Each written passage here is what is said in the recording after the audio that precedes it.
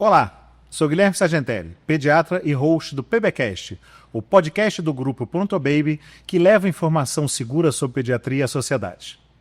Nesse episódio, falaremos sobre doenças infecciosas em pediatria. E para falar sobre esse tema, temos conosco o Dr. André Ricardo Araújo da Silva. Dr. André, na sua titulação, ele é pediatra e infectologista pediatra, mestre em doenças infecciosas e parasitárias pelo FRJ, doutor em pesquisa clínica em doenças infecciosas e parasitárias pela Fiocruz, professor da Faculdade de Medicina da UF e é responsável pela consultoria da Comissão de Infecção Hospitalar do Grupo Pronto Baby. Além disso, é uma pessoa que tem o meu apreço, minha admiração, um amigo muito querido. Andrezinho, seja muito bem-vindo. Obrigado, Guilherme. Obrigado, amigos. Vamos, então, aí conversar com assuntos que a gente pode estar ajudando a população. Perfeito, André. A gente está falando de doenças infecciosas, que são muito frequentes no universo da pediatria. E aí, dentro das doenças infecciosas, uma questão que é talvez, se não a causa mais comum, uma das causas mais comuns de ir a atendimento pediátrico, principalmente a emergência, que é a presença de febre. Quando se preocupar com a febre? O que a febre significa? Que momento que a família pode conduzir em casa? Até quando? O que você falaria sobre isso? Essa pergunta é bem interessante, porque a febre, Guilherme, ela é uma manifestação normal do nosso organismo, uma agressão a um organismo externo. Então, um vírus, uma bactéria. Então, você quando tem um sinal de febre, significa que o teu organismo está funcionando para combater aquilo. Então, nem sempre você eliminar a febre vai estar ajudando a criança. Além da febre, você tem que ter outros sinais que vão mostrar que aquele sinal necessita de uma intervenção aí médica, né, para ser avaliado. Se a criança, por exemplo, tem mancha no corpo, se ela está alternando sonolência com irritação, se ela para de brincar, isso é uma coisa muito interessante, porque a criança é um ser que, por natureza, ele brinca muito. Então, para ele parar de brincar é que realmente tem alguma coisa. Os pequenininhos, se além da febre, ele não está conseguindo comer, não está conseguindo mamar no peito, então, sinal que a coisa pode ter mais alguma situação ali por detrás que precisa ser avaliado por um profissional. Perfeito, né? Eu gostei muito dessa tua fala, porque em outros episódios que a gente teve do podcast, que a gente abordava, por exemplo, as doenças respiratórias da criança, se falou muito disso, né? De que a gente tem que ter um grupo de sintomas, um cortejo sintomático, né? Como tecnicamente a gente falaria, e muito interessante também que nesse episódio particular que eu falei com vocês, falou muito dessa questão da atividade. A gente chama atenção nessa questão da atividade da criança como um ponto muito relevante. Mas voltando especificamente à questão da febre, você mesmo falou, ela é uma resposta inflamatória, uma resposta do corpo. Quando a gente está falando de doenças infecciosas, nesse universo das doenças infecciosas que são acompanhadas por febre, quais são as doenças mais frequentes que a gente está lidando? O que mais frequentemente uma família que nos acompanha e que nos ouve e que nos vê agora vai entender que se o seu filho apresentou febre, qual a probabilidade maior de ser o quê? Quais são as situações mais comuns? Eu acho que é importante a gente ressaltar o seguinte, a febre no menor, até categorizando por faixa etária, que isso é uma coisa importante também. Então, a febre no bebê menor de 2, 3 meses, ela tem que ser avaliada por um médico, tá? Então, essa é importante independente de ter outros sintomas, porque nessa faixa etária os sintomas são muito vagos, então nem sempre vai aparecer aqueles outros sinais que eu falei. Agora, nos menores de 2 anos, 2, 3 anos, o que prevalece são doenças virais, particularmente as infecções respiratórias. Aí, bronquiolite, pneumonia, resfriado, gripe, otite, sinusite, amidalite, são todas, na grande maioria dos casos, até nos menores de 4, 5 anos, causado por vírus. Ou seja, é um tipo de organismo que você requer praticamente medidas sintomáticas. Você não tem um remédio específico, como, por exemplo, a infecção por bactéria, que aí a criança, quando detectada a infecção, você precisa de um antibiótico, que é um outro tipo de medicamento. Eu achei muito bom quando você falou isso, né? Porque a gente sabe, a gente está falando, né, de pessoas que trabalham com crianças, e a gente fala muito dessa questão da prevalência da doença viral, né, infecciosa na criança.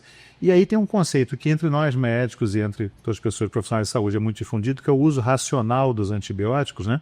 Mas eu acho muito interessante que também na sociedade, também na comunidade, também para o público leigo, se discuta um pouco isso, porque às vezes não é incomum, a gente já viu isso, alguém que chega num pronto atendimento falando que usou uma medicação porque tinha o sobrinho usado também por outro quadro, e quando você vai ver é um antibiótico, a pessoa usou por conta própria e tal. Então, o que a gente pode falar e, de uma certa forma, para o público leigo, sobre a importância de ter esse cuidado, né, no uso racional de antibióticos? Então, essa é uma questão, é uma preocupação mundial, né, da Organização Mundial, aí pelo menos desde 2004, 2005, dessa questão do uso do antibiótico. O uso do antibiótico ele não está restrito só ao uso individual da pessoa. Ele vai muito além.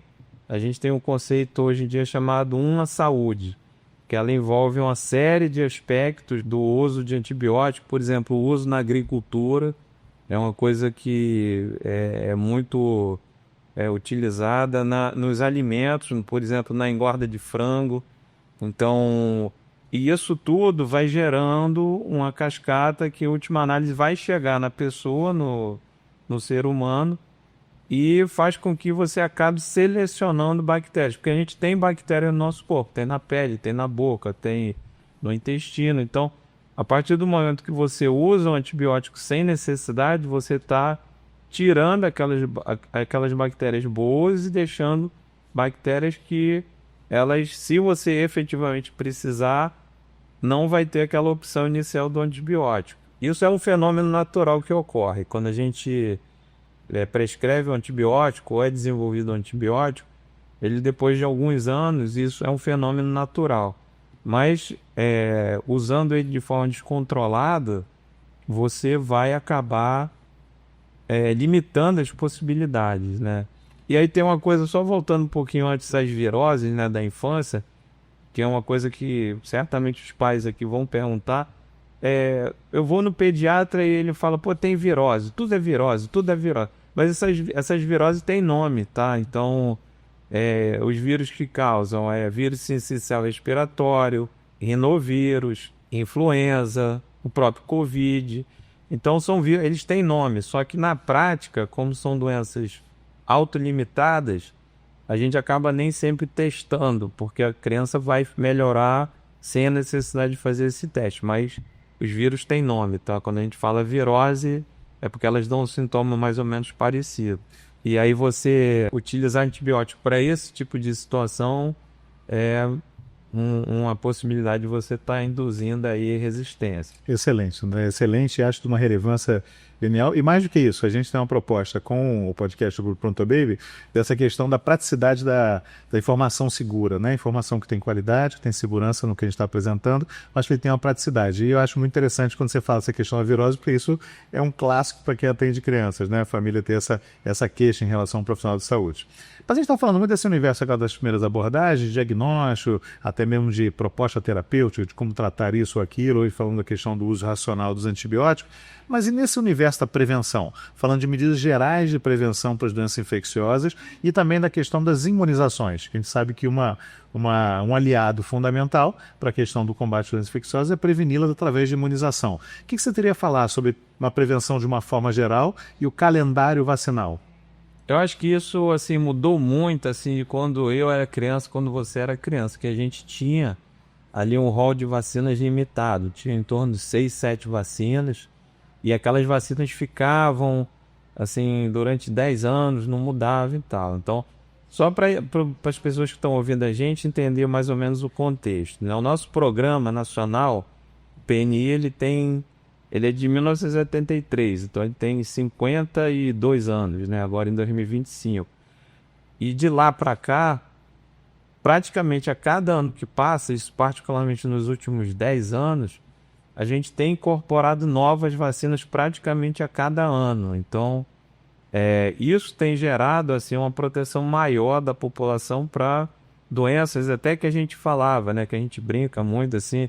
Eu falo para os meus alunos, o que é a doença comum da infância? Aí fala sarampo, catapora. esse conceito, na realidade, não é mais comum, porque o comum é o que você está vendo. Se você não vê, não é comum. Então, toda essa parte de sarampo, catapora, existe vacina para isso. Como existem já novos imunizantes que estão sendo incorporados aí pelo PNI, que, por exemplo, vão combater essas viroses. Então, eu te dou aqui um exemplo agora, que foi incorporado agora em fevereiro. Tem uma vacina que é dada nas grávidas para prevenir o vírus sincicial respiratório. Então, apesar dela não ser dada para as crianças, a proteção vai ser para os bebês menores de 6 meses, 1 ano. E isso é uma coisa que vem acontecendo praticamente todo ano. Então é fundamental, assim, as vacinas são testadas, nenhuma vacina é colocada sem que exista toda uma cadeia de eventos, de pesquisa, desde a parte mais elementar, que é com animal de laboratório, e aí depois você faz testes em pequenos grupos populacionais e expande para grupos maiores. Então, só depois disso é que a vacina é aprovada e disponibilizada aí para o público. Genial, André. Eu acho que era exatamente esse contexto que a gente tinha. E eu adorei uma fala tua, porque esse termo, né, das doenças comuns da infância é um clássico em pediatria. E é interessante mesmo, é comum, é o que se vê mais, e tem muitas das coisas que a gente classicamente chamava de comum que a gente não vê, né, nessa realidade atual. Eu gostei muito dessa fala. Mas aí, justamente, entrando nessa questão do que a gente vê, do que a gente não vê, do que é prática comum, uma coisa que cresceu aí, diferentemente da nossa época, hoje em dia são as crianças que vão cada vez mais precocemente para o ambiente escolar, vão para as creches, depois para as escolas e tal, que é bastante diferente de 40 anos atrás e tal. Essa questão da ida, né? É claro que tem todo um conceito aí que não cabe só te discutir dentro de um podcast que a gente está falando de doenças infecciosas, né? Porque tem toda uma questão do quanto essa socialização é importante ou não. Mas sob o ponto de vista do tema do podcast, que é a doença infecciosa, como é esse comportamento? O que repercute essa questão das crianças irem mais precocemente para o ambiente escolar ou para o ambiente de creche, propriamente dito, como eu estou falando? Então, a gente tem... Assim, qual é a história natural assim das infecções no ser humano, né? Então, ela habitualmente acomete as crianças menores, tá? Então, isso aí, desde que o mundo é mundo, é assim. E aí, esse fenômeno das creches, por conta da mudança, né, do padrão de vida das pessoas, que hoje em dia não, já há muitos anos as mulheres trabalham, têm carga horária de trabalho longa, precisa deixar a criança em algum lugar, né? Então nem sempre você vai ter o pai ou a mãe ou o avô, porque o avô também trabalha. Então fica esse dilema de você colocar numa creche para cuidar da criança. E a criança, por ser um ser que está explorando o mundo, por mais cuidadores que tenha nas salas, que às vezes as salas dos pequenininhos têm 3, 4 cuidadores para 10 crianças, a criança, ela vai... boa parte dessas infecções, elas são transmitidas por contato com secreções. Então, é absolutamente comum, por exemplo, ela tem o copinho dela lá, tá bebendo e tal, e dá pro coleguinha beber. E nem sempre o cuidador tá atento. Então, já vai ter ali uma possibilidade de chupeta. Então, tá aqui, troca o coleguinha. Então, nesses pequenos detalhes é que as infecções acontecem, elas se transmitem. Desde antes da pandemia, a gente sempre, em relação à prevenção de doenças infecciosas, a gente sempre recomenda, assim, os médicos de trabalho que atendem creche, eles orientam isso, assim, se a criança está com quadro gripal, quadro de uma doença infecciosa contagiosa, que não leve para a creche. Mas aí você vê bem, o pai não leva, deixa de levar o garoto para a creche, a criança fica em casa com ele. Gera um problema no trabalho, o cara pode descontar, nem sempre vai ter um patrão que vai entender isso. Se for autônomo, ele vai perder o dia do trabalho. Então gera uma cascata de eventos ali. Então o que o pai faz? A mãe manda a si mesmo. E aí acontece quando vai perceber que a criança tem alguma coisa diferente, vai ver que está com a febre, já ela ficou praticamente o dia todo e aí já passou. Então essa consciência coletiva é muito importante. A gente precisa trabalhar na nossa população, nos médicos e tudo, essa questão da consciência coletiva, do cuidar do coletivo além do nosso próprio filho. Perfeito, né? Perfeito. Essa fala achei muito importante. Bom, e aí também a gente falando sobre coletivo, na realidade tem a ver com essa questão de que é uma nova etapa aqui da entrevista, que quando a gente vai iniciar o podcast, ou está se programando o podcast, preparando, a gente comenta com as pessoas e chegam para a gente pessoas que gostariam de perguntar coisas para o perfil dos nossos entrevistados. E aí no comentário de ter um infectologista como você, eu trouxe algumas perguntas de pessoas, a maioria delas leigas, justamente para fazer esse perfil, né, da semelhança com as pessoas que nos acompanham, fazendo perguntas diretas a você que eu queria repassar. Uma delas é: ouvi na televisão que estamos em uma epidemia de sarampo. Isso é verdade? O que eu realmente tenho que fazer com o meu filho? Na realidade, a gente não está em epidemia de sarampo, né? A gente teve alguns momentos aqui no Brasil que o sarampo ele foi considerado erradicado, né? Erradicado é que não tem mais. Não tem mais o vírus circulando aqui entre a população. Os casos que a gente tem são que a gente chama importados. Eles vêm de outros locais, tem a cobertura vacinal baixa. E aí, justamente no ano que foi a pandemia, que começou, a gente aqui no Pronto Baby tinha recebido vários casos de crianças com sarampo. Então, na realidade, naquele momento a gente fez aqui uma grande campanha, uma grande preparação esperando sarampo. E aí estourou o Covid e tal. E o fato é que é uma vacina, voltando lá para o início do podcast, que já tinha na nossa época quando era criança. Então, a vacina é a mesma, não mudou. O colega aí que perguntou, tem que levar o filho para vacinar. Se ele tiver dúvida, todos os postos de saúde, as clínicas de família, tem um setor de vacina.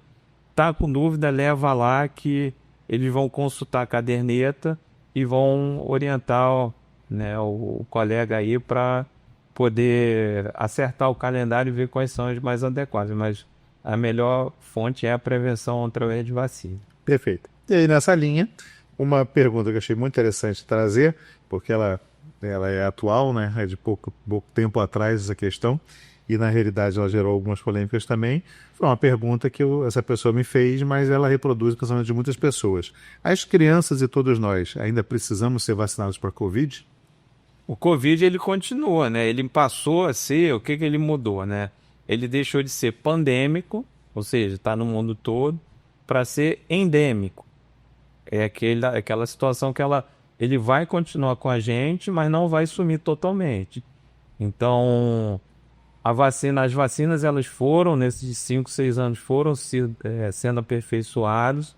Então, a gente tem vacinas que já tem aí um estudo grande, né, já de 5 anos, então é um tempo bastante interessante para a gente ver efeito colateral e tudo, e que está no calendário do PNI, tá? Então, principalmente quem é profissional da saúde e as crianças, elas precisam ser vacinadas. É uma vacina que está aí com a taxa de cobertura vacinal baixa, em torno de 20%, é muito pouco. A gente sabe que o vírus ele mudou ao longo desses 5, 6 anos, mas a gente continua ainda tendo casos de criança internada, vovozinho internado. Então, é fundamental que a gente faça essa imunização anualmente. Perfeito. E aí, terminando esse bloco das perguntas, achei interessante porque é uma situação dessas que são habituais, mas por enquanto falando da questão da virose, que é uma pessoa que pergunta: a febre, quando ela tem níveis mais elevados, significa sempre que é uma doença mais severa, enquanto a febre baixa significa uma doença menos severa? Existe essa relação? Não necessariamente, assim, nem sempre uma febre alta, ela vai indicar que a doença é mais grave. Então, o que vai indicar a doença mais grave são os sinais que estão associáveis e que vão aparecer ali, que a gente também já conversou antes, né? Então, a criança está sonolenta, ela não está conseguindo comer. Então, mesmo que ela tenha ali um 38,2, na realidade até é uma coisa interessante, né? Porque a gente tem a forma de medir a febre aqui no Brasil, é uma forma que nem sempre você vê em outros países. Então, a gente tem o hábito de usar a temperatura axilar. Então, coloca o termômetro debaixo aqui da axila e faz a medida. Tem outros países que usam de outra forma. Então, essa medida ela pode variar de lugar para lugar. Mas, respondendo a pergunta, é isso. Assim, não tem com a relação mais grave, não. Tem, assim, uma febre mais alta habitualmente causa um desconforto maior para a pessoa. Pode ter calafrio, pode gerar ela ficar ali restrita na cama e tal, com cobertor, mas basicamente não tem uma relação assim com esse grau de temperatura, não. Andrezinho, e te parabenizando já, porque chegamos ao final do nosso podcast. Eu termino sempre com uma colocação que eu apresento a todos os entrevistados, que é aquela coisa assim, me diga o que faltou te perguntar, né? Como infectologista, o que você acha, falando para o público que acompanha o podcast do Prontobaby, que é um público leigo e que tem desse desejo de ter essas informações, o que você acha que é importante, aquela famosa frase final, assim, ou considerações finais que você acha interessante serem ditas e que faltou a gente falar aqui um pouquinho? Acho que é fundamental, Guilherme, assim, para a população, que o cuidado com a criança não é só quando ela está doente, tá? Então, eu acho que assim, as pessoas elas têm que, desde que a criança nasce, até antes, né, do que a criança nasce, ela já tem que ter um pediatra que vai acompanhá-la. Então, isso pode ser feito no consultório, no posto de saúde, na equipe que ela confia, que mora perto. Mas é fundamental que ela tenha esse segmento, tenha uma referência para acompanhar o desenvolvimento dela desde o nascimento até a adolescência, até o finalzinho da adolescência, porque muitas das questões de saúde, elas são antecipadas com a informação. Então, o profissional de saúde, seja ele médico, enfermeiro, fisioterapeuta, nutricionista, é o profissional que está ali envolvido estuda a saúde humana, a saúde da criança, e vai poder orientar essa família antecipando esses problemas de saúde. O que fazer? Se teve febre, leva, não leva? Porque o que a gente vê hoje em dia são as pessoas um pouco perdidas, assim, elas levam assim no serviço de emergência e aí não dá um seguimento ou não tem tempo. Então, assim, a saúde, ela é fundamental. A gente só tem uma vida, então a gente precisa cuidar da nossa vida de forma prevenindo, né, essas situações para a gente poder aproveitar o maior tempo possível de uma forma saudável. Andrezinho, e agora realmente chegamos ao fim. Só queria te agradecer a sua disponibilidade, o seu tempo e a sua generosidade em oferecer a todos nós uma informação com tanta qualidade. Obrigado de coração. Obrigado, prazer estar aqui com vocês. E assim, terminamos mais um episódio do PBcast, o podcast do grupo Prontobaby que leva informação segura sobre pediatria a você. Nos acompanhe na rede.